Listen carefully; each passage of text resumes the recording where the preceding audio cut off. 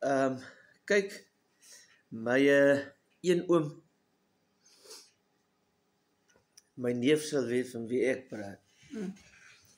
Hy het so vir 'n aftree jobbie. Het hy by 'n groot pretpark gewerk in die Kaap. Man, daar was baie mense en hy moes net maar toesig hou daar, dat alles mooi gaan. Alles so, daar's tot lewensredders daar. En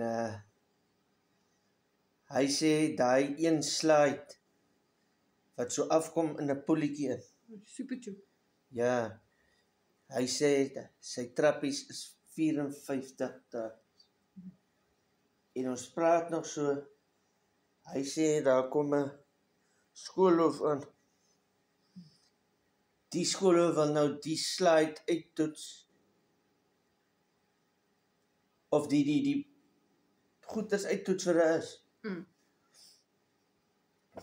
En my oom sê vir die skoolhoof, maar die skoolhoof is nou so 'n bietjie lywerig. Hy sê,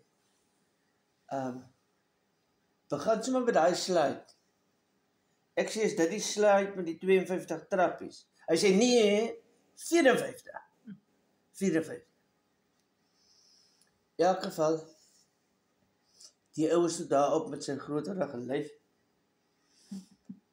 En hy besluit sommer, hy kom kop eerste af. Want hy wil nou mos kom die ding toets vir die uitstappie vir die kinders. Daai man het onder in die poel beland en hy het so 'n rukkie gevat voor hy opkom. Spierwit in die gesig. Hy sê nooit weer nie. Ek los dit maar vir die kinders.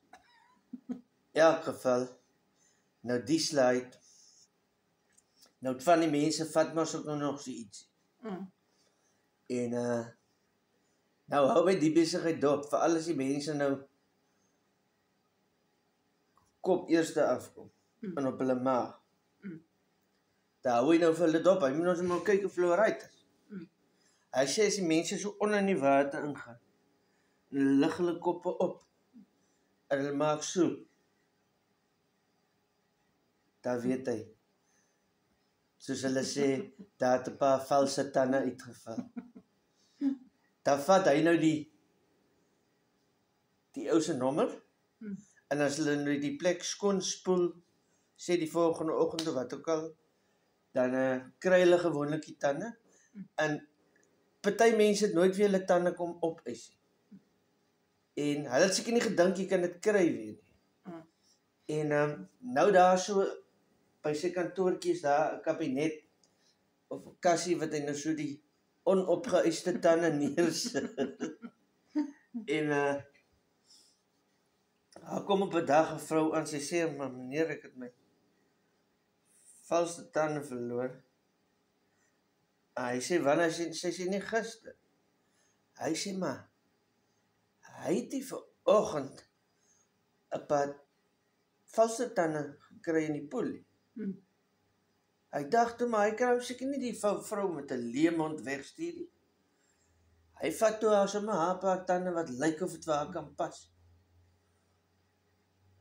En hy sê, gaan gou haar om die hoek na die kleedkamer staan, kyk jy aan die spieël.